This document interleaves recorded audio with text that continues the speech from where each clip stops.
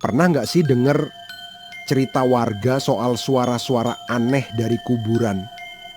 Di kampungku ada cerita soal kuburan tua di pinggir jalan yang katanya selalu ada suara langkah kaki tiap tengah malam. Awalnya cuman orang-orang yang kebetulan lewat yang denger, tapi makin lama makin banyak yang ngalamin hal serupa.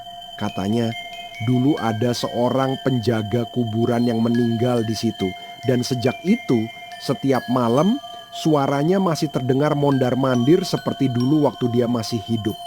Suatu malam ada pemuda yang lagi pulang kerja lewat situ, nggak percaya sama mitos yang beredar. Tapi tiba-tiba di keheningan malam